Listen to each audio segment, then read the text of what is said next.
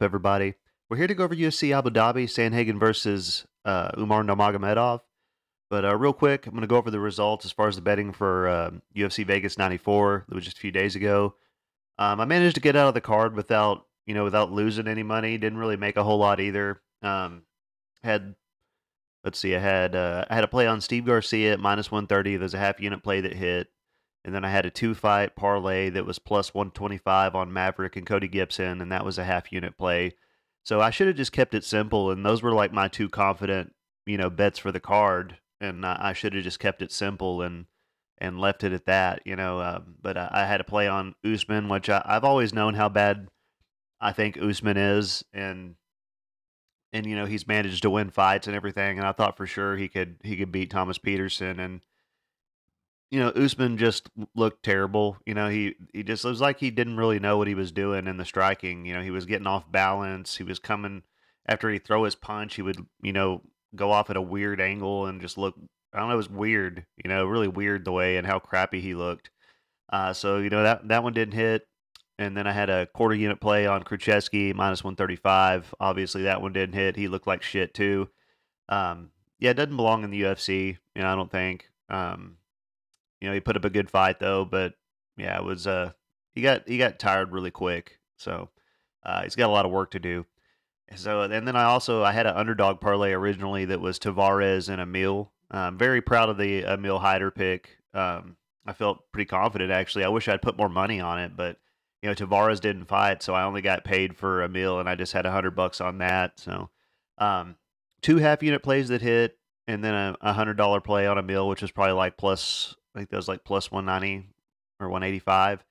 So I managed to come out with a little bit of money, but you think about it, like I had a parlay that didn't hit, those $50 right there. So didn't really make a whole lot of money, but managed to get through without losing a lot.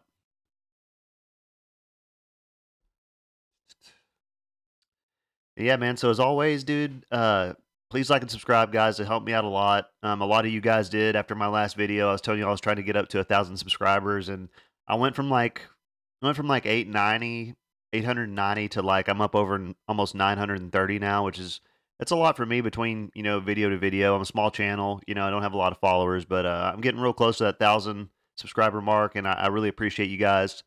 And if you're new to the channel, what I do is I go through and I give out all my picks for each of the fights, and at the end of the video, I give out my bets. I don't charge people money for bets. I just don't. I just can't see charging people money for stuff that you don't know for sure is going to hit. You can be as confident as you want, but you don't know that that those plays are going to hit. And if you're not interested in watching my videos, you just want to see my picks and my bets, you can go to my social medias, highkick_fight picks on Instagram and TikTok. And then there's a Facebook group, High Kick Fight Picks on Facebook, easy to find. Feel free to post anything you want in there, MMA related, your bets, everything. I love to see people's stuff. I want to bounce ideas off of each other. The goal is to help each other win money. So post your stuff in there, man. And one last thing, man. Y'all know that now I'm working with bovada.lv. If you're looking for a good sports book, it's the main one I use. On my last video, I went through and pulled up my Instagram, and I showed y'all all the screenshotted tickets and stuff that over the years that I've been, getting off Bovada. They have easy payouts. Their rollover stuff isn't all that bad. If you do use like the bonus or the promotion codes or whatever. In my opinion, they're one of the best books out there. I think they're right up there with DraftKings as far as being a really good book. I've used a lot of books, almost all the books, and bovada.lv is my favorite. So I'm going to post my link in the comments, guys, and if you're interested in just helping out the channel or whatever, man, that puts a little bit of money in my pocket. If you sign up and make a deposit, and you don't have to keep using it if you don't like it, but give the book a try, man. It's worth it. Yeah, so that's it for that, man. This is a good card, man, with a lot of great fighters on it. This is probably the best free card that we've had, on paper for quite some time. Will it live up to the hype, and deliver on the action? We shall see. But I like the looks of this card, and it's too bad that the Nick Diaz and Vicente Luque fight got canceled, which I was kind of disappointed that that was a co-main event.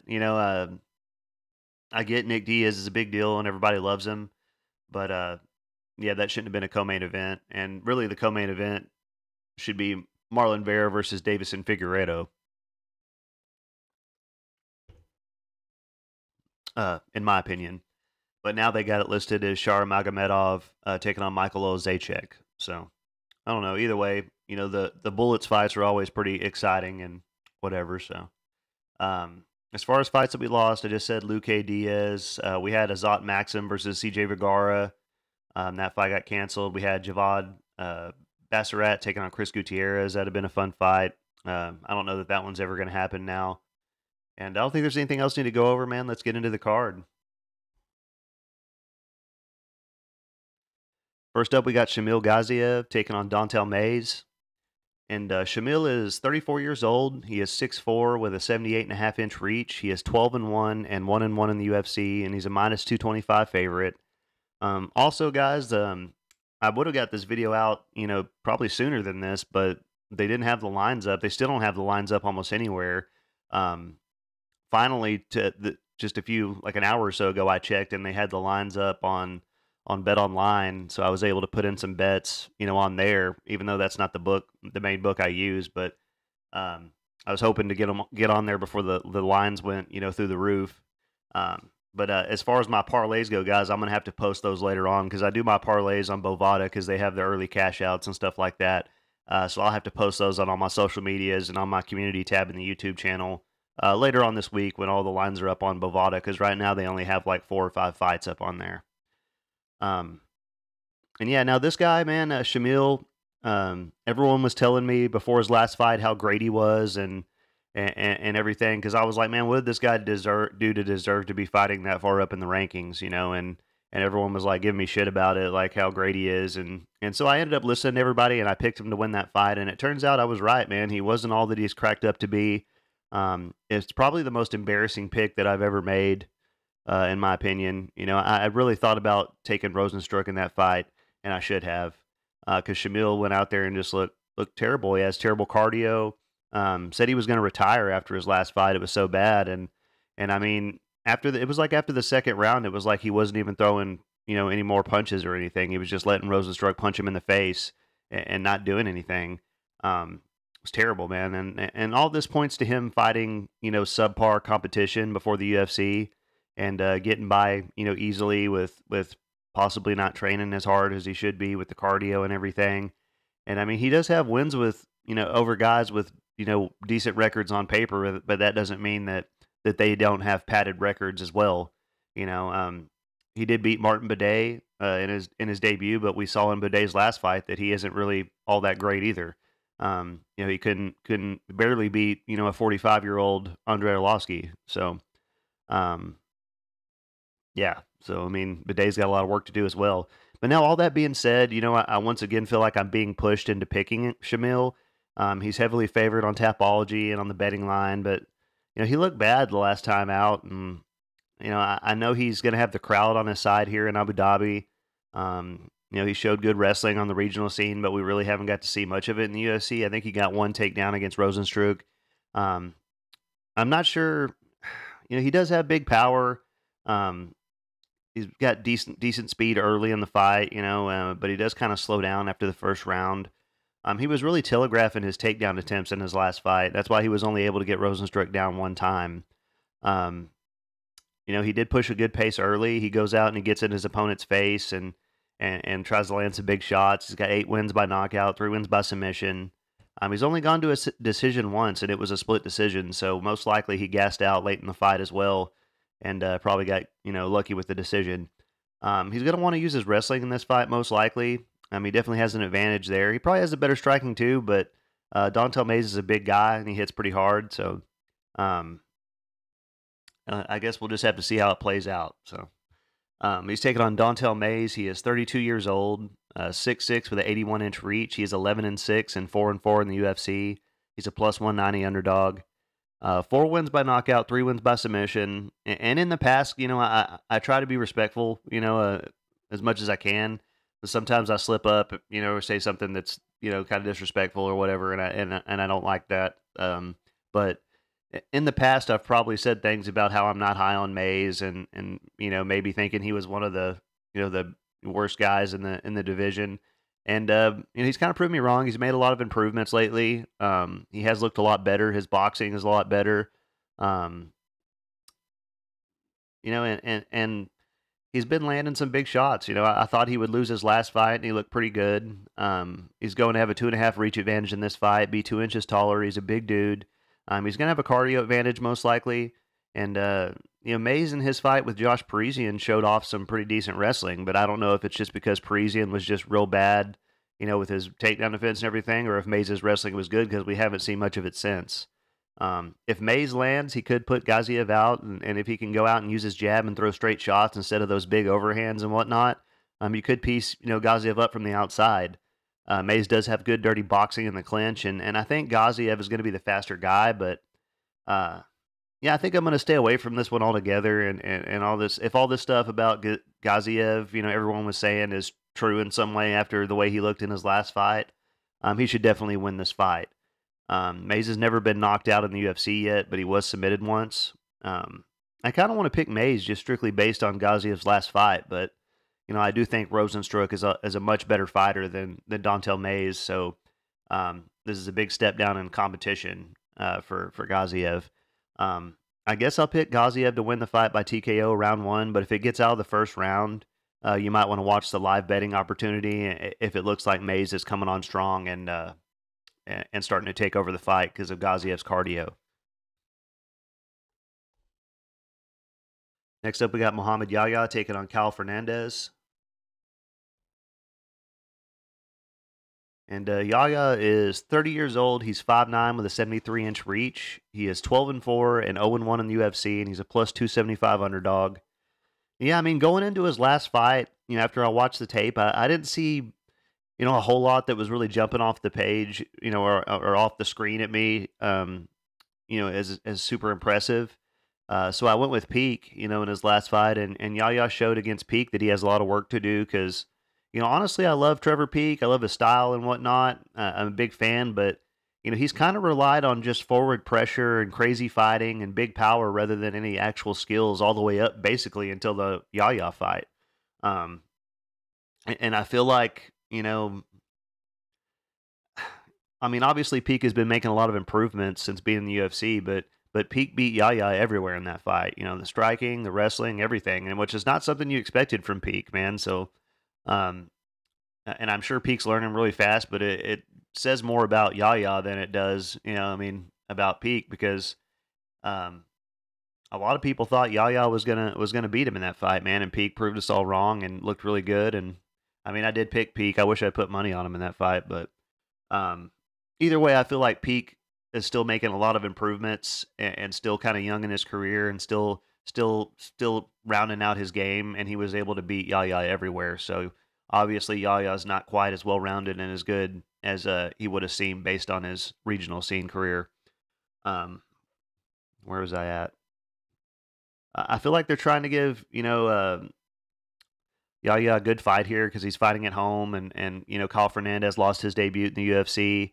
Yahya has 7 wins by knockout, 2 wins by submission, and before this last fight, all of his losses were by finish, 1 knockout and 2 submissions.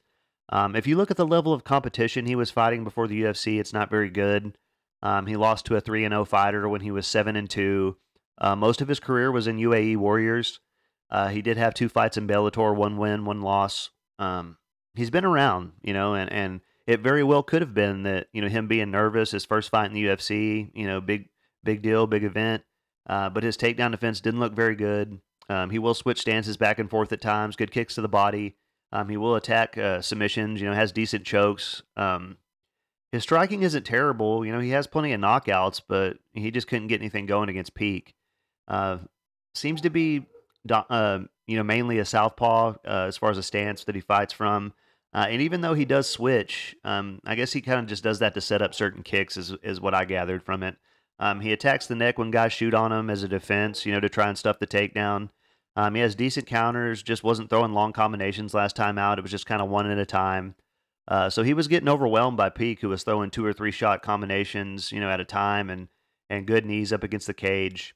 I do expect both these guys to come out and look a lot better than they did in their last fights. Yahya does have an edge in experience. I think his best bet will be to try and get Fernandes down to the ground and keep him down. I just don't know if he's going to be able to do that. And he's taking on Kyle Fernandes. He is 29 years old, 5'9", with a 73-inch reach. He is 8-2 and 0-1 in the UFC, and he's a minus 325 favorite. I would have been really interested in taking some money on Fernandes here if the line was more reasonable. I don't think he should be this big of a favorite after his first fight in the UFC. If this was around like a minus, 150 to minus, 180, 190 region, I probably would have, put a play on him. This guy got into the UFC off 2 nasty finishes with his kicks in a row. The Felipe Douglas knockout was a nasty head kick knockout, and then before that, he finished a 6-0 guy, which was Jose Arley with a body kick. And both of those were in the LFA, and honestly, Felipe Douglas is good enough. He could probably be in the UFC. He was 21-5 at the time, very experienced, and Fernandes knocked him out. So I found that to be really impressive. And obviously, Kyle, has dangerous kicks, very powerful. He's never been finished, and he has 4 wins by knockout, 2 wins by submission. There's no shame in losing a split decision to Mark Diakese in your debut. I do hope that Kyle is going to go, over there to Abu Dhabi a few weeks ahead of time to get used to the climate, because he did appear to get pretty tired in the 3rd round of his last fight. Nasty calf kicks, good at managing distance, likes to stay at kicking range, strong in the clinch. He's good off of his back. He used a omoplata to sweep Diakese and get back to his feet last time out in the 1st round. Throws great elbows, and I think the main thing for him after his last fight was just to kind of go work on that cardio a little bit. And I don't see why he wouldn't have. I think he's going to come in looking better than ever, and I think he's probably better in a lot of areas based on what we've seen from Yahya so far. Cal is very fast. He's going to have a big speed advantage, more technical striker, has the better kicks. Seems to be more dangerous on the ground as well. I mean, at least from bottom anyway. That's where we got to see him, in his last fight. I know he was tired in the 3rd round and just kind of laid there, but early he was attacking submissions and everything. So Cal arguably won his last fight, honestly. I could see a case for him winning the first 2 rounds. The 3rd round he clearly lost. But Mark wasn't doing any damage, on the ground in the first, he clearly won the 1st round. I thought the 2nd round, Mark didn't do a whole lot of damage. He had a good first part of the round, so I could have seen it going either way. I like a lot more of what I've seen out of Fernandes up to this point, and I'm going to be picking him to win this fight. I'm going to take him to win by knockout, round 1. I just think those kicks are going to come into play here pretty early.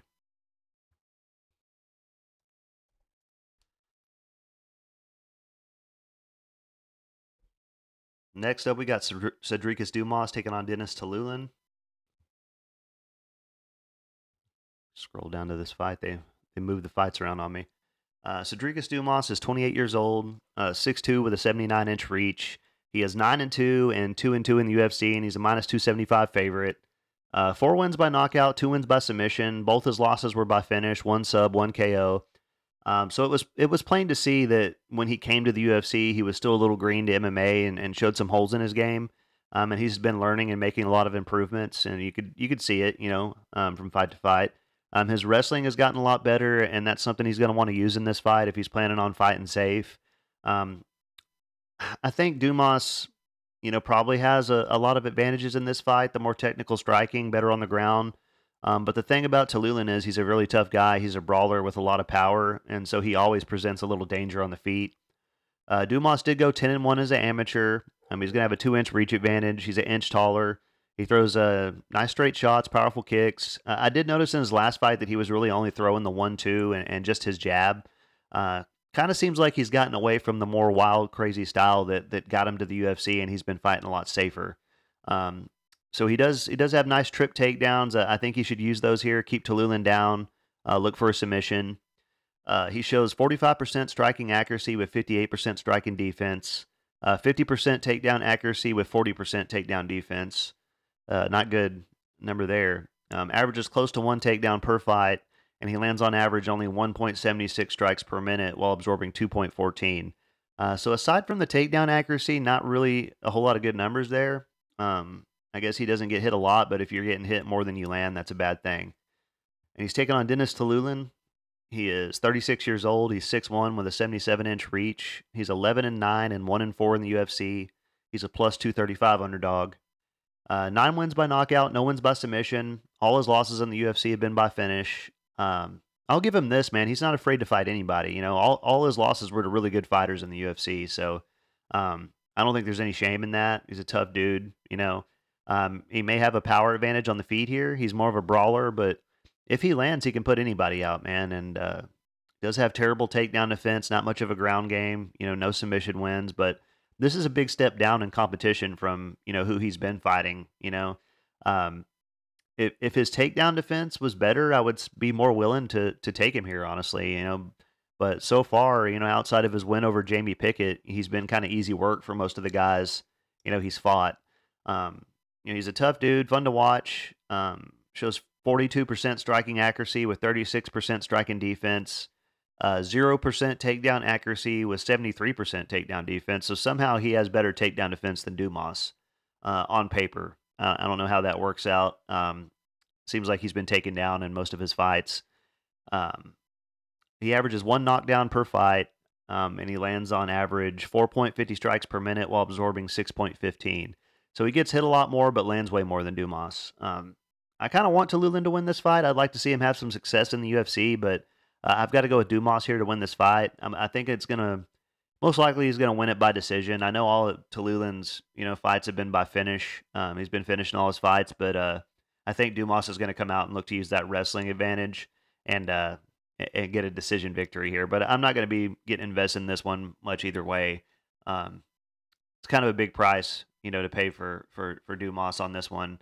You know, considering, you know, his last fight and whatnot. Next up, we got Herbert taking on Ronaldo Bedoya. I got some stuff out of order here on my notes somehow. Herbert is 36 years old. He's 6'1" with a 77-inch reach.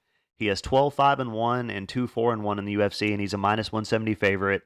9 wins by knockout, 1 win by submission. All but one of his losses have been by finish. He's been knocked out 3 times and submitted once. So you know, this is a good fight, man. You know, I'm excited to see Bedoya down at the right weight class. You know, and he's got a good opponent here. Herbert has really good kickboxing. He's tall and long. He's gonna have a 2-inch reach advantage. He's very fast. You know, but his 2 official wins in the UFC, I don't really consider to be, you know, the best over the best opponents. Like who was it? Kyle Nelson. I guess Kyle Nelson has kind of turned his career around and has had some wins, even though I don't agree with all those wins. But he did just knock out Bill Algeo, who just got knocked out again, and I'll never pick Bill Algeo again or get him involved in a parlay or anything. I didn't have any money on him this time, but you know, I did pick him, even though I told y'all I really told myself I would never pick him again, and I picked him again anyway against Duho Choi. So, but he beat Kyle Nelson and Kama Worthy, who's not in the UFC anymore. His best win would have been Ludovic Klein, but Klein was able to pull out a draw because Herbert lost a point. But we all know that Klein was getting his ass kicked in that fight. But yeah, Herbert has been knocked out really badly twice in the UFC and submitted once. So his chin does scare me a little bit. But I mean, this dude, you know, he almost beat Topuria with that nice front kick up the middle. You know, Jai does have a loss to Reese McKee on his record early in his career, which isn't a good look considering what McKee's gone on to do in the UFC. But Jai is a high-level striker. He's dangerous off of his back with his elbows and whatnot. Throws great combinations. Really good at using his feints to set up his strikes. Great low kicks. He's heavily favored on Tapology. You know, he does go the body a lot with his jabs. He was taken down in his last 2 fights, but I do think he has the better kicks, and he may be the faster fighter in this matchup. But I don't know that I agree that he should be, you know, this heavily favored. He shows 41% striking accuracy with 46% striking defense, 10% takedown accuracy with 58% takedown defense, and he lands only 2.69 strikes per minute while absorbing 3.15.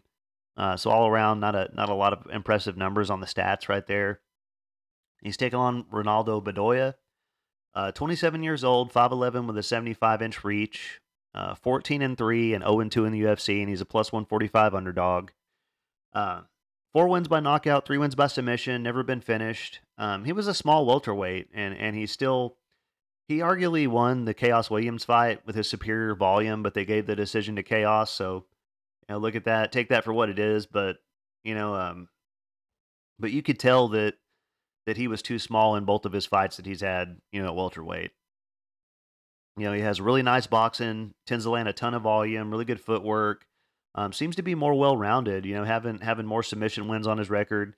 I do actually think he's really good, and I think we just haven't seen the best of him yet. But there will be a lot of unknowns about him dropping down a weight class, but I think he's going to look good and be a good size, lightweight. That being said, I think he's going to be stronger at lightweight, provided that everything goes well with the weight cut. Great footwork, nice combinations, good front kicks, heavy calf kicks, good at rolling with punches, tends to throw longer combinations, 4 or 5 strikes at a time. He outvolumes everyone. He's just, up a weight class, he would just get hit with the bigger shots by the bigger guys, Really digs those toes into the body with his kicks. He's hard to deal with in the first round especially, man, because he gets off to a good start. We haven't got to see his wrestling yet in the UFC. He hasn't really got a takedown yet. Good step-in elbows, good knees in the clinch. He's a young guy. He's almost 10 years younger than Herbert. So he's going to be improving. He's going to be making adjustments, getting better fast. Hasn't had enough fights in the UFC for me to go over the stats. After going back and forth myself, for a while, I think I'm going to go with Bedoya to win this fight. Not super confident, but, if the guys at 170 couldn't knock him out, I don't think, Jai's going to be able to do it either.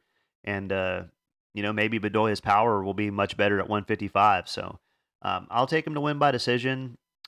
I guess, you kind of want to take him by knockout because Herbert's been knocked out pretty badly a few times, but I'll take Bedoya to win by decision. Next up, we got Victoria Dudakova taking on Sam Hughes. And Dudakova is 25 years old. She is 5'5" with a 67-inch reach. She is 8-0 and 2-0 in the UFC, and she's a minus 205 favorite. 2 wins by knockout, 4 wins by submission. Her 2 wins in the UFC have been over fighters that have been struggling to get wins in the UFC. Nunez is cut from the UFC, and also that was an injury. She injured her elbow in the fight when Dudakova took her down, so that wasn't really a legit win. Fry was on a 3-fight losing streak at the time, but she did put up a good fight. She gave Dudakova some problems in that fight, so I think maybe Fry's a lot better than people give her credit for. So Dudakova's going to have a 2.5-inch reach advantage in this fight. And to be completely honest, she didn't really look like a minus 500 favorite in her last fight, but so I'm kind of waiting for the time to fade her, but I don't think this is going to be that time. She went 6-0 as an amateur as well. She did miss weight by a little bit her last time out, so keep an eye on that. She has good kickboxing, fights well in the clinch. I think she was known more so as a grappler, but she showed really good striking in her last fight. Really good counter striking and decent power. Uses her jab well, good knees in the Muay Thai clinch. She dropped Frey in the first round of that fight with a nice straight right hand. Did get taken down in the second round, and Sam Hughes, she has all right wrestling. Usually whenever Sam Hughes is taking people down, it's because they're gassed out, though. But after Dudakova got taken down in the second round, she made the adjustment. She didn't get taken down again. She knew what to do, knew how to make the adjustment.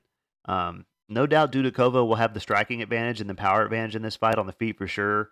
She will attack submissions off of her back, but I mean, it does make me a little nervous because she lost the second round to Fry. But I think Fry could probably beat Sam Hughes, honestly. But she did lose the second round as a minus 500 favorite. So it makes me a little nervous, but she's undefeated. She should win this fight, but she can't go out there and get tired or Sam Hughes could, take over and win the last 2 rounds. But her cardio looked pretty good in her last fight. I don't expect her to get tired here. Um, and she's taking on Sam Hughes. She is 32 years old. She's 5'5" with a 64.5-inch reach. She is 8-6 and 3-5 in the UFC, and she's a plus 175 underdog. 2 wins by knockout, 3 wins by submission. Her best skills, circumstances, advantages that she has in this fight are she's got really good cardio and conditioning. Her pace and her pressure, she's always moving forward. She's at a really good gym with a great coach, being at Fortis MMA. Her striking isn't very good, but she keeps coming forward and pressuring. She doesn't get tired, and if she can get the takedown, she can dominate, fights. She's fought the tougher competition. Probably has the better wins. She's fast, doubles up the jab. She was switching back and forth in her last fight, giving different looks. She does her best work when she's pressuring and moving forward, throwing punches. She wasn't able to get the takedowns in her last fight. She was attacking the body lock like way too high up on the body rather than getting lower around the hips. So it was pretty easy for her opponent to defend. She shows 46% striking accuracy with 57% striking defense, 30% takedown accuracy with 58% takedown defense, averages just 1 takedown per fight, and she lands on average 4.3 strikes per minute while absorbing 4.51.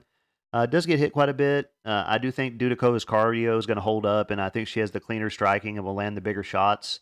I think it's possible that she'll probably drop Sam Hughes in at least 2 of these rounds and win a pretty dominant decision. Next up, we got Abdul Karim Al-Sawadi taking on Guram Kutateladze. And Al-Sawadi is 29 years old. He's 5'8" with a 69-inch reach. He is 15-4 and 0-1 in the UFC, and he's a plus 200 underdog. This guy seemed like he was kind of just too small in his last fight against Loik Radzhabov. He had his moments. He has pretty good wrestling, but he was getting rocked every time he got hit. And, he's got another really, really tough opponent here in front of him. And I know that Guram, took the fight with Brener on short notice, made a mistake. He gassed out after almost putting Brener away in the first round. But I do think Guram is one of the better fighters in the UFC that we've ever seen. But we're talking about, Abdul right now. So he uses good in and out movement, decent footwork, but all 4 of his losses have been by knockout. So look for that chin to get checked. 8 wins by knockout himself, 2 wins by submission. Had lots of finishes early in his career, but it seems that once the level of competition started going up, the fight stopped. The finishes, stopped, except for him getting finished in his last fight. His best bet in this fight will be to resort to his wrestling. He uses a lot of lateral movement. Tends to try and use his cardio and pressure as his best weapons. I wonder if he can make 145, man. He's kind of short and stocky, for a 155. But he does seem to be pretty dense and muscular, so maybe he could make 145 comfortably. He does leave a lot of openings when he's throwing his strikes. If he got outstruck by Loik Radzhabov, I do think Guram will destroy him on the feet.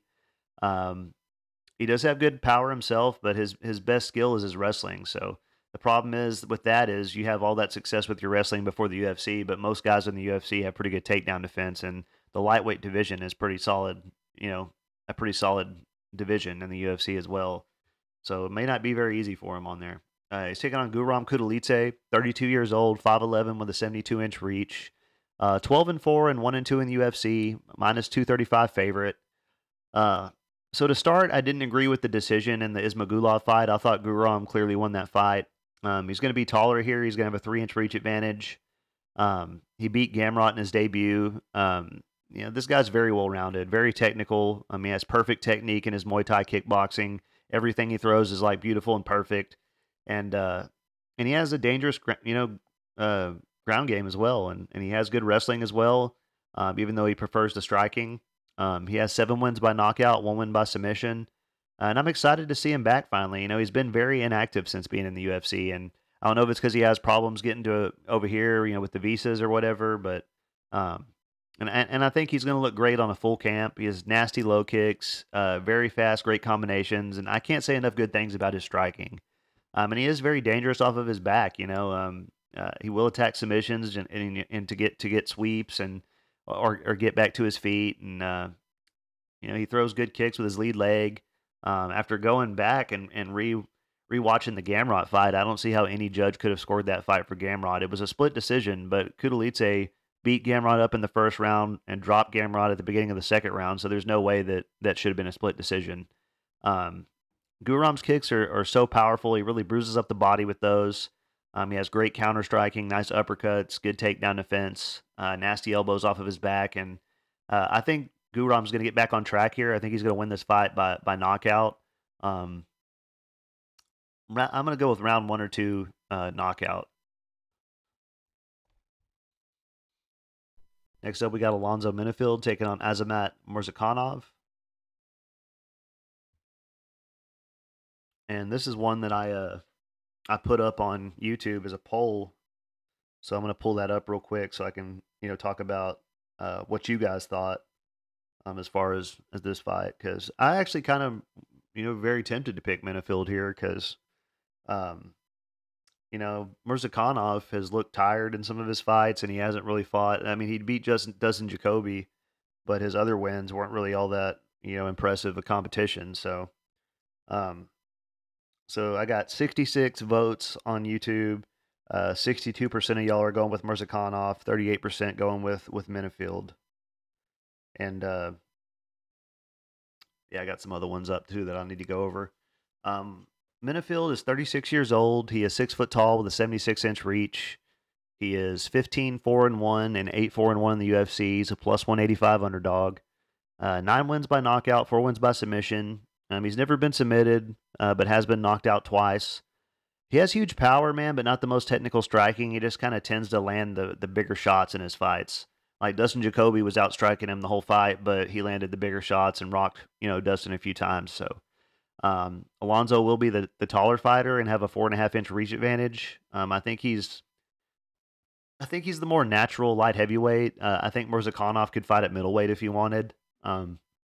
Alonzo tends to just kind of wade forward and wing big shots, and he does have decent boxing. He just doesn't throw a ton of kicks. But we saw in his last fight what happens, if he fights, kind of that way against a high-level kickboxer. Olberg knocked him out with one punch real quick because he just ran forward and was throwing big shots and not setting anything up. I do think he may have the better cardio out of these two. Murzakanov does tend to get tired in the third round. And also Murzakanov was losing the Tafon Nchukwi fight before he finally landed that big knee. So I'm honestly tempted to pick Meinifield, man. If Meinifield lands, he could absolutely put this guy out. I think the smart way for Meinifield to fight this guy would be to work the clinch and look for takedowns early in this fight to wear him down and either try to keep him down the whole fight, or try and knock him out in the third round after he's tired. Meinifield is tough, throws a good lead left hook, powerful overhands, very explosive early. Does tend to throw kind of too wide at times. He would have a lot more success if he straightened up, his punches more often. And he does sometimes, he'll throw those big shots, throughout the first round looking for the knockout, and then he'll start straightening his stuff up later in the fight. He shows 58% striking accuracy with 49% striking defense, 33% takedown accuracy with 76% takedown defense. Averages almost 1 knockdown per fight, and he lands on average 3.92 strikes per minute while absorbing 3.57. He may be the more well-rounded fighter here out of these two, possibly, just because, he actually has submission wins that are legit. He's taking on Azamat Murzakanov. He's 35 years old. He's 5'10 with a 71.5-inch reach. He's 13-0 and 3-0 in the UFC, and he's a minus 220 favorite. 9 wins by knockout, 1 win by submission. His first 2 wins in the UFC were over guys that have struggled to get wins in the UFC. He beat Dustin Jacoby, but lost the third round. He's definitely a tough, undefeated Russian with great kickboxing. He's not a big guy for the weight class, but he is powerful.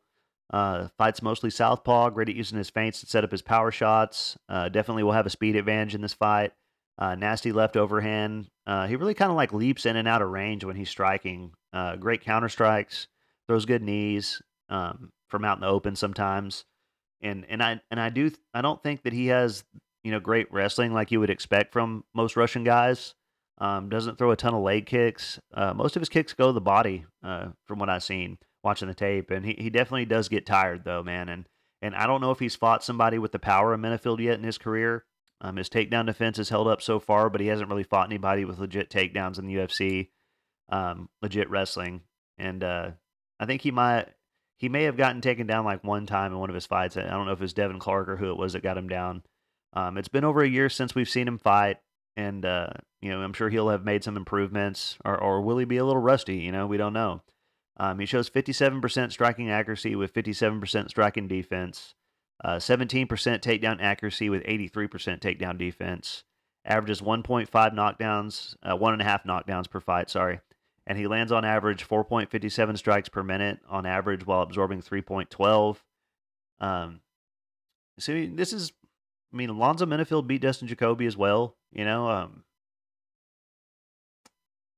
It's hard to go against these undefeated Russians. You know what I mean? Kind of want to go with Meinifield. I'll be rooting for Meinifield, but I'll go with y'all, man. I'll agree with the poll. I'll take Azamat Murzakanov to win by knockout. Round 2. But I'm going to be secretly rooting for Alonzo Meinifield. I don't know if I'll include that in a parlay or not. I'm going to scroll back up and find this fight. Next up, we got Joel Alvarez taking on Brener.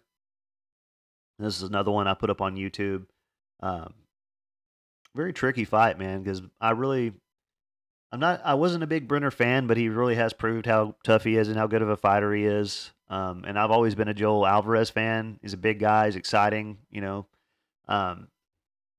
tricky fight. I've been going back and forth with myself on this one, pretty hard. I'm still kind of trying to make a decision. So, as far as on YouTube, I got 59 votes, 41% for Joel Alvarez, 59% for Brener. And I know there's a couple guys on the comments that were saying like, yeah, I'm going with Brener all the way. And I didn't really know who the favorite was or who the underdog was until, until this morning when I started trying to get everything done. So it's a tough fight, man. Joel Alvarez is 31 years old. He is 6'3" with a 77-inch reach. He is 20-3 and 5-2 in the UFC, and he's a -145 favorite. 3 wins by knockout, 17 wins by submission. 100% finish rate. He's never been submitted, but has been knocked out twice. His 2 losses in the UFC were to tough competition. He's a huge lightweight, and his striking has gotten a lot better the past few years. He's 5 inches taller with a 5-inch reach advantage. Slightly favored on Tapology, or he was. Yeah, he's still slightly favored. About the same. Where is he at? Where is that? But the thing that's crazy about him is he's like never defended a takedown in the UFC. He has 11% takedown defense, but he also has 19 wins by submission. So he's very good off of his back, but man, it's not a good look having such bad takedown defense at this high level.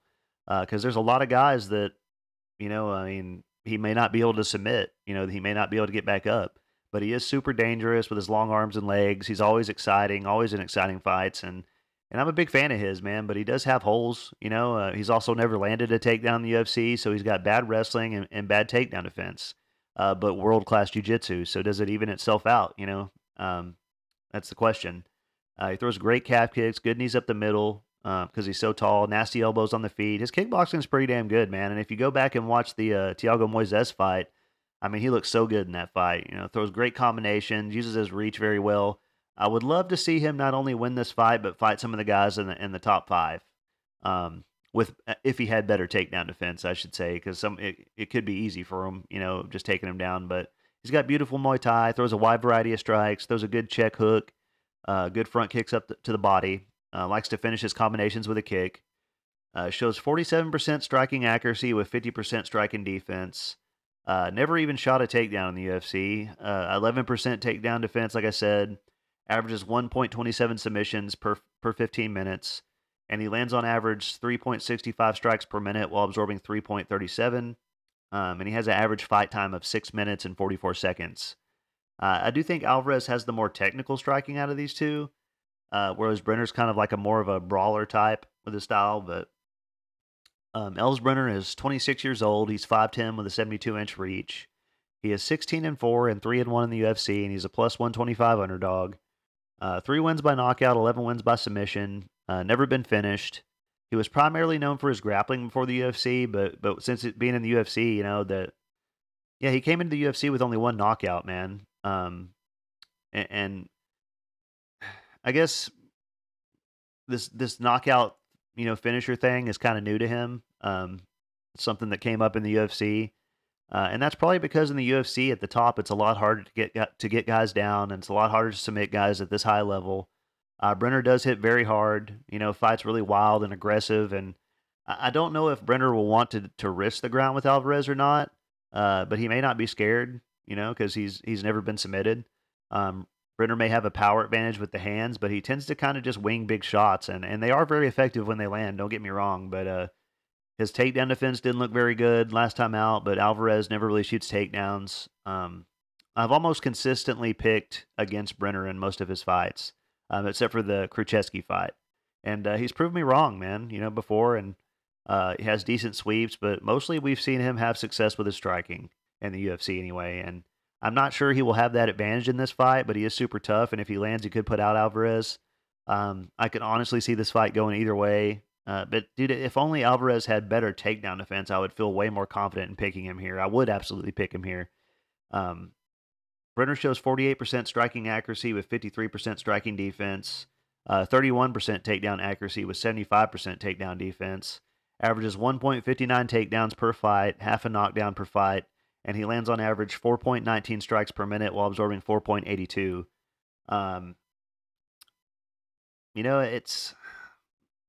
We did finally see Brener, really struggle in his last fight. He was rocked on the feet several times in that fight, hurt several times in that fight, and that leads me to think that possibly Alvarez could put him out. And also, he was getting taken down a lot, controlled on the ground. He did have his moments in that fight. Put up a pretty good fight against a really tough guy. Man, this is a tough one for me, man. And I guess I'll stick with my. Man, I really want to pick Alvarez to win, man. He's a tough guy, man. He finishes all his wins. He's only been beaten by Arman Sarukian and who's the other guy? Demiris Magulov. I mean, two tough guys. Man. Normally in this situation, I would say, okay, you're struggling with the pick, go with the underdog, which is Els Brener. But I'm still struggling, man. I really want to pick Alvarez. I really want him to win. I guess, man. I guess I'll go with. I guess I'll go with Brener, man, as the underdog. I'll take the underdog because I'm not confident either way. But yeah, I mean, I'll kind of be rooting for Alvarez. Next up, we got Tony Ferguson taking on Michael Chiesa. Scroll back down here. Tony Ferguson, man, is on a. I got it wrote down. What is he on a 7-fight losing streak right now? Tony Ferguson is 40 years old. He's 5'11" with a 76.5-inch reach. He is 25-10 and 15-8 in the UFC. And he's a plus 275 underdog. He's on a 7-fight losing streak. Granted, he hasn't had really any easy fights recently. 11 wins by knockout, 9 wins by submission. And man, when he was on, basically before the Justin Gaethje knockout, he was so good, man. And he was on a 12-fight win streak, dangerous everywhere, super well-rounded, dangerous submissions, nasty chokes, has a really awkward style. But, he's 40 years old now, and he's taken a lot of damage in his last 7 fights. As much as I want him to win this fight, it's hard to even find a way to go with him, and no doubt that if this was like 2019, he would destroy Chiesa. No doubt in my mind he would. I would love to see him win this fight, and that's not to say he hasn't had his moments in some of these fights. He was winning the Chandler fight before he got knocked out. He's had his moments in a few of these fights, but in his last 3 fights for sure, he was kind of completely dominated everywhere the fight went. And he throws tricky elbows. He can do a lot of damage off his back. He's going up a weight class here, so maybe it'll be a little bit easier on him with the weight cut and everything.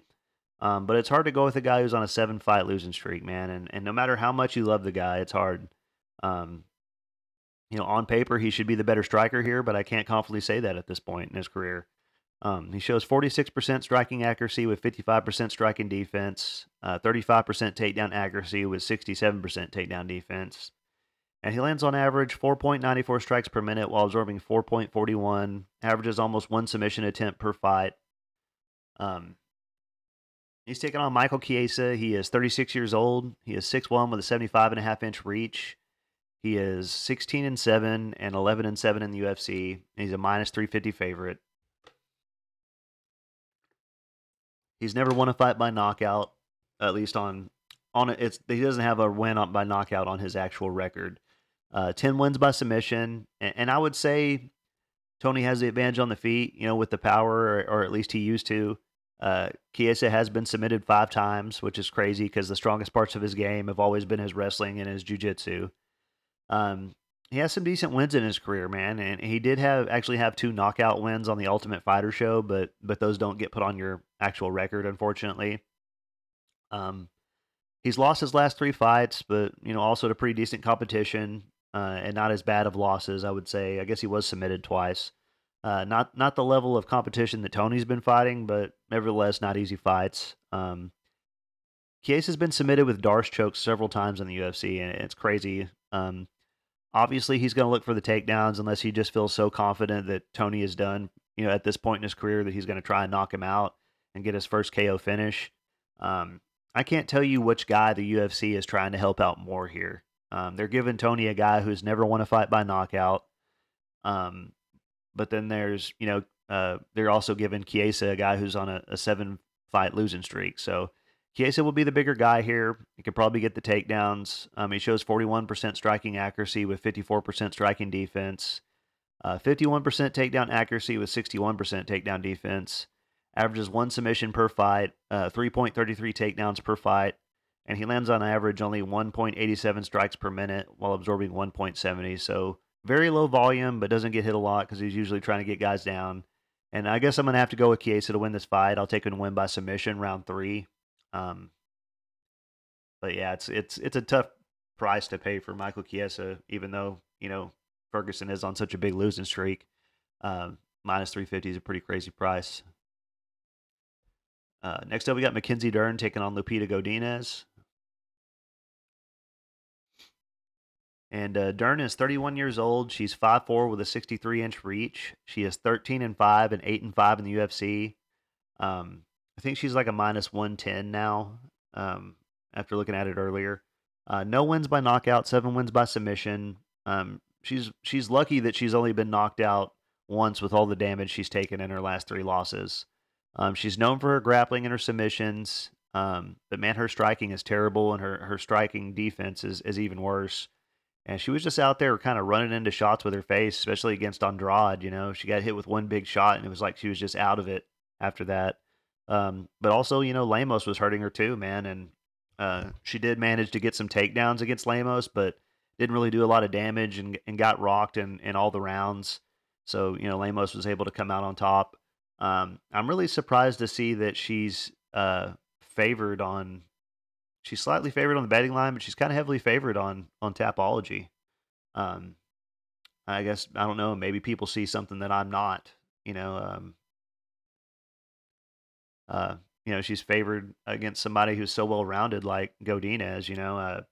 Dern will be the bigger fighter here. I absolutely love the lines on this fight. I'm hoping that I've been hoping that I could get Godinez at plus money at some point, but it just hasn't got there yet. It's gotten really close, but and if it does go to plus money, I'll be all over it.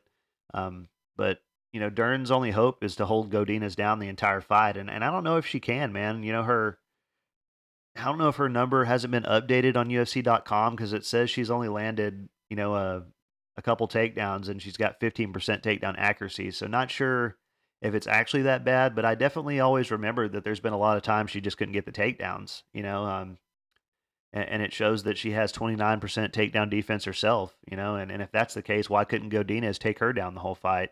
Because Godinez is a much better wrestler. Dern also shows 40% striking accuracy with 51% striking defense, averages 1.31 submissions per 15 minutes, less than 1 takedown per fight, and she lands on average 3.31 strikes per minute while absorbing 4.9. I'm sure maybe the numbers haven't been updated much, but it doesn't. The numbers on the takedown defense and the takedown accuracy are not very high for such a high level grappler. Is all I'm saying. She's taking on Lupita Godinez. She is 30 years old. She's 5'2" with a 61-inch reach. She's 12-4 and 7-4 in the UFC, and she's a uh, right now she's like a minus 105. No wins by knockout, 3 wins by submission, never been finished. And now, while she doesn't have any wins by knockout, we have seen her hurt and drop some of her opponents in the UFC, which is something I don't think we've seen Dern do. There was a time early in Godinez's UFC career where I thought, oh, she's not that good. I don't know what everyone's talking about. But she really has turned all that around and looked very good and made a ton of improvements. Her boxing looks better than ever. Her wrestling looks great, great jiu-jitsu. And after going back and watching her last fight again against Verna Jandiroba, Godinez arguably won that fight because there was not a lot going on in that fight. Verna wasn't doing much damage. They were kind of like fighting for leg locks and whatnot on the ground. It was very like 50-50. Kind of Verna just holding on for dear life, not doing any damage. Godinez has the better striking. I think she's a better wrestler as well. While Dern has more of a jiu-jitsu type, grappling type of approach, Godinez has wrestling. I think Godinez is probably better everywhere except off of her back. But she has good scrambles. She's good at getting back to her feet. And let's look at how much better Godinez's numbers are than Dern. She shows 48% striking accuracy with 63% striking defense, much better striking defense. 47% takedown accuracy with 84% takedown defense.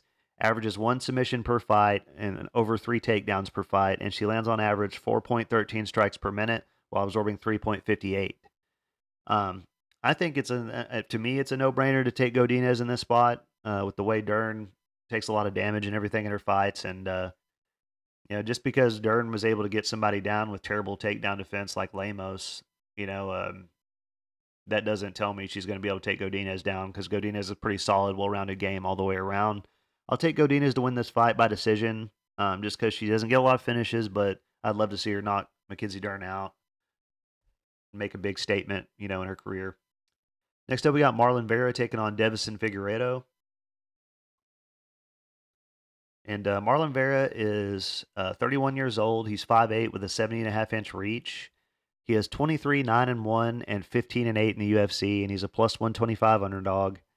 8 wins by knockout, 10 wins by submission, never been finished. One of the toughest guys the UFC has to offer.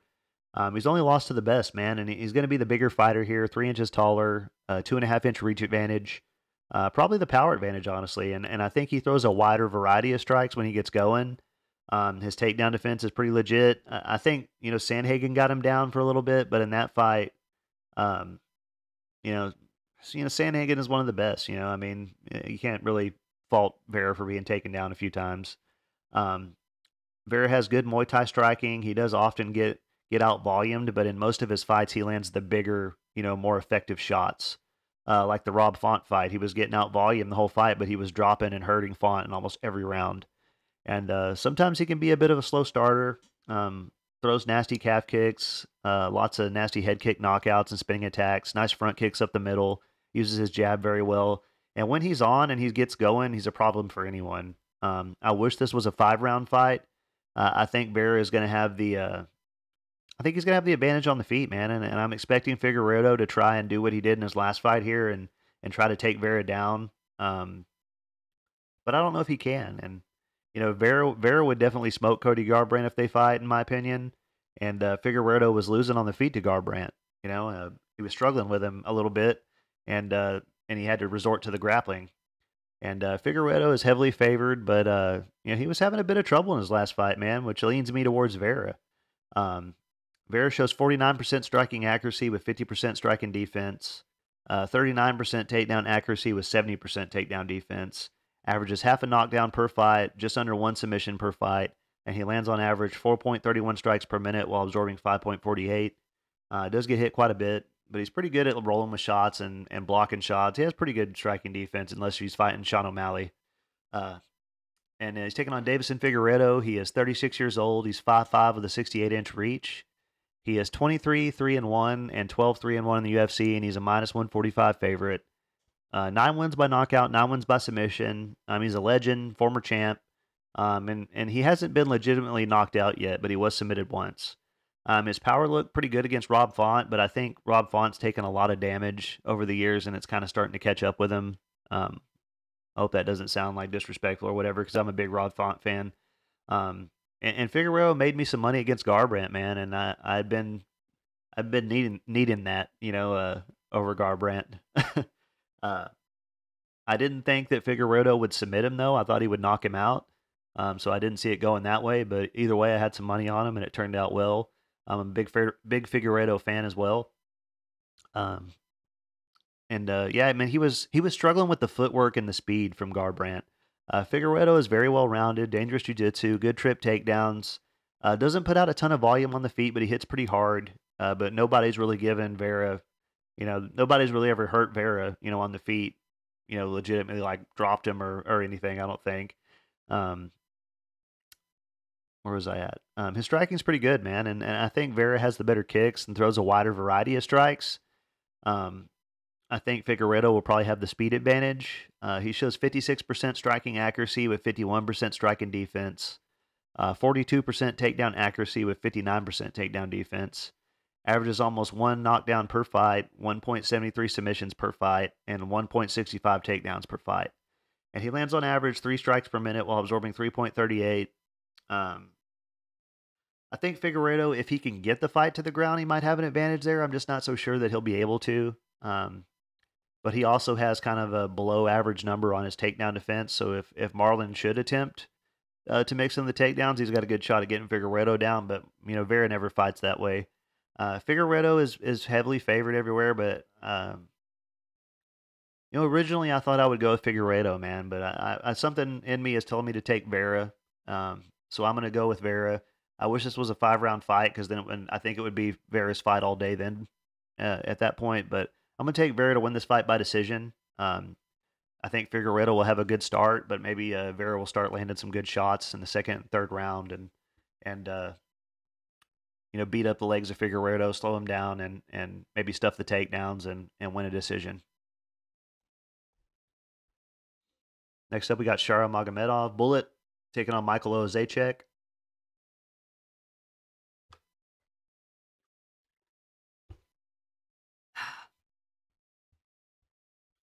And Bullet is 30 years old. He's 6'2" with a 73-inch reach. He is 13-0 and 2-0 in the UFC. This is the only fight that I don't have the line for. It hasn't popped up yet. A lot of the books still have, well, the only book that I found that has the lines up still has Nick Diaz, Vicente Luque up. So we all know that Magomedov is going to be a big favorite here. So he's got 11 wins by knockout, no wins by submission. Amazing Muay Thai kickboxer. Some of the best striking you'll find, anywhere. Nasty elbows and knees. Throws a wide variety of kicks and stuff. Throws more kicks than he does punches. He uses his kicks like a jab, and he really beats guys up with the calf kicks. Doesn't have good takedown defense. Just because he didn't get taken down by a guy who clearly didn't know how to wrestle in his last fight doesn't mean he can't be taken down. Also, his opponent in his last fight gassed out very quickly. And it was a guy making his debut. So, but once again, they're giving him a favorable matchup here. The same as they keep doing with a lot of the other fighters in the UFC, that it kind of annoys me, they're trying to build up, and make them look unstoppable. They keep giving Rosas Jr. pretty, favorable fights for him. Bo Nickel as well, and I don't know, man. So I would like to see some of these guys fight somebody that has a little. I guess Ricky Tercios did have a decent fight with Rosas Jr. while it lasted before he got submitted. But Oleksiejczuk is known as a striker. He has the same weaknesses as Magomedov does. So there's no danger to Magomedov here. Magomedov's a much better striker. Oleksiejczuk looked to me like he had his arm completely broken 2 months ago, so I'm not sure how he's fighting again so quickly here. Kevin Holland messed his arm up in that fight, and it's been, like 2 months ago? Less than 2 months ago? So that's crazy, but he's a tough dude, man. Got to give him credit for that. And he is 29 years old. He's 6 foot tall with a 74-inch reach. He is 19-8 and 7-6 in the UFC. 14 wins by knockout, 1 win by submission. Most of his losses in the UFC have been by submission. He's not going to have to worry about that here in this fight. but I don't think there's any way he's going to outstrike Magomedov. Oleksiejczuk is more of a brawler, rushes forward, wings big punches without setting them up sometimes, and this is a very short notice fight as well. And he just fought less than 2 months ago, so it's doubtful that he'll be adequately prepared for someone as technical as Magomedov. There's always a chance he could land a big shot, I guess, but it's not likely. I think Magomedov's going to beat up the legs, beat up the body, work his way to the head, and then catch him with a big counter shot and put him away. So I'm going to take Magomedov to win by knockout round 2. Next up, we got the main event, Corey Sandhagen taking on Umar Nurmagomedov. And this is one I put up on YouTube too, I think.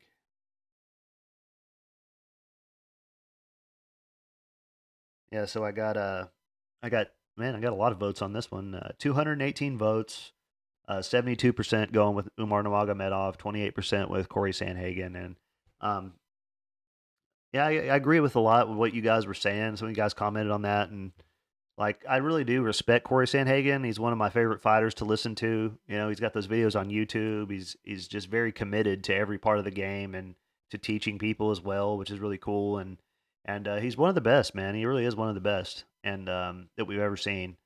But yeah, man. So I mean, he's 32 years old. He's 5'11" with a 70-inch reach.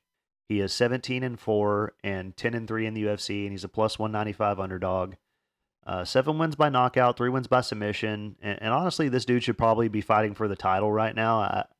I mean, or he should have at least fought Marab or something, you know, for a title eliminator. You know, I kind of think he got robbed against Jan and TJ Dillashaw for sure.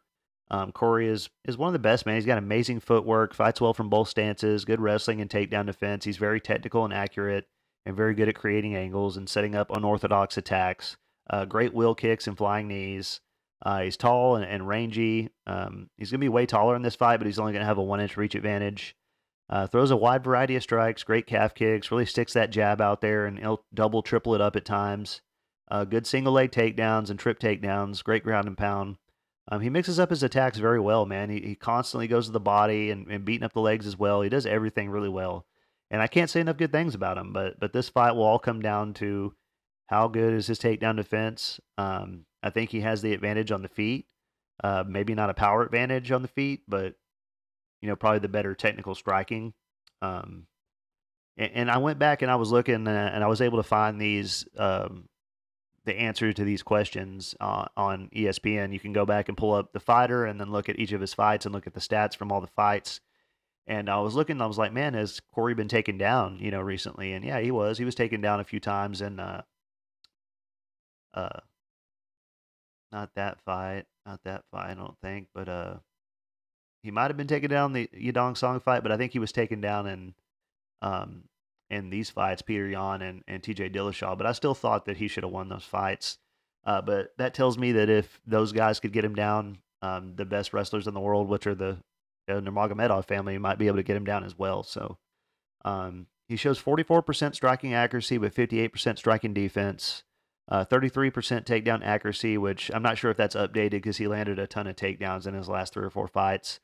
64% takedown defense, not a good number to have there against Nurmagomedov. Averages 1.36 takedowns per fight. Like I said, maybe not updated. He lands on average 5.33 strikes per minute while absorbing 3.40. He's taking on Umar Nurmagomedov. He's 28 years old. He is 5'8" with a 69-inch reach. He is 17-0 and 5-0 in the UFC. He's a minus 235 favorite. And I mean, one way to look at this is like, I mean, honestly, he hasn't really fought anybody in the top 10, and I know nobody wants to fight him at all, you know, but his best win was over Ronnie Barcelos on paper as far as the rankings and everything go, and Ronnie's he's a great fighter, but he's kind of getting towards the end of his career, man, and the last guy that Nurmagomedov beat was really good, but that guy was making his debut. I think that guy's going to go on to do great things in the UFC. He's a very good fighter, you know, and made a good account of himself in the first round against Nurmagomedov, but yeah, Nurmagomedov's never been 5 rounds either. Obviously, great wrestling. 2 wins by knockout, 7 wins by submission. You know, if he can't get the takedowns, he's screwed. And if he gets tired, he's probably screwed. But I'm not saying he has bad cardio. We just haven't seen him past 3 rounds in the UFC. But he did get caught in his last fight too. He almost got knocked out for a second, got dropped. But you know, he's very good, man. I was shocked when he knocked out Barcelos. He has heavy top pressure, good at taking the back, dangerous submissions. He's never been taken down, and his numbers are all pretty impressive, man. 70% striking accuracy with 76% striking defense, 56% takedown accuracy with 100% takedown defense. Averages 4.32 takedowns per fight, and he lands on average 4.75 strikes per minute while absorbing only 0.56, which is crazy. So all impressive numbers, man, but hasn't fought anybody around the top of the division yet. So is Corey Sandhagen going to be too much for him? The typical thing is you could be, as good as you can be, man. Some of the best, and these Russian guys, especially guys, that are related or with this guy and his family, their wrestling is so good that it cancels out all the good things that the fighters do. So I really I wanted Corey to win. I really thought strongly about picking him, but ultimately in the end, I do think that Corey's takedown defense it may not be good enough to stop Nurmagomedov from taking him down. So outside of Corey landing like a big flying knee or something crazy like that on a takedown attempt, I got to go with Nurmagomedov to win this fight, unfortunately. So I would love to see Nurmagomedov versus Merab Dvalishvili. That'd be pretty dope. But that's it for my picks, guys. As far as bets go, I've got a half unit play on Lupita Godinez at -103. I would be interested if that gets to plus money. If I can cash it out and get my full amount back, I'll cash it out and put it all on plus money.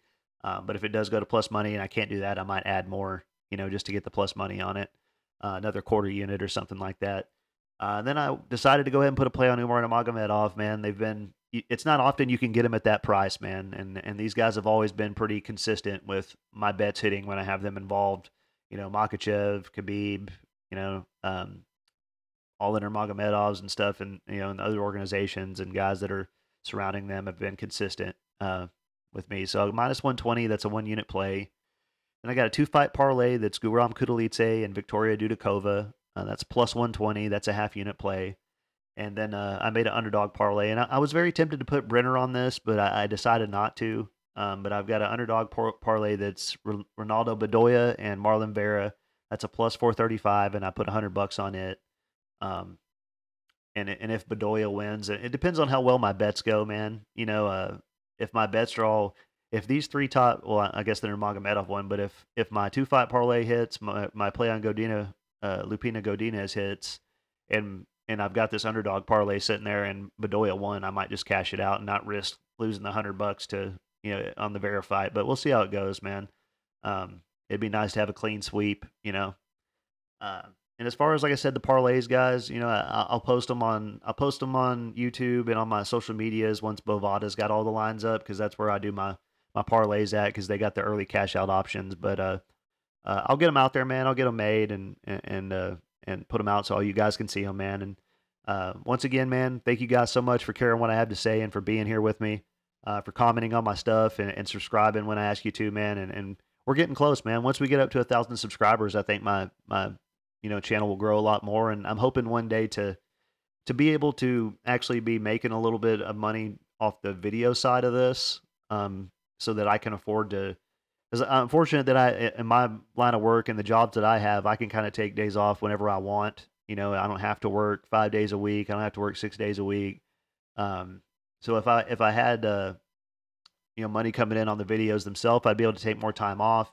And then I'd be able to go over more organizations, Bellator, PFL, Ryzen, One Fighting Championship, Cage Warriors, all that stuff. Pretty much anything that you can bet on, I would be willing to work on those and get those out, man, as well. So hopefully one day, man, we'll be able to get there. And I appreciate all you guys again, man. Please like and subscribe, comment, like the video. Thank you, man. I'm out of here. I hope you win some money.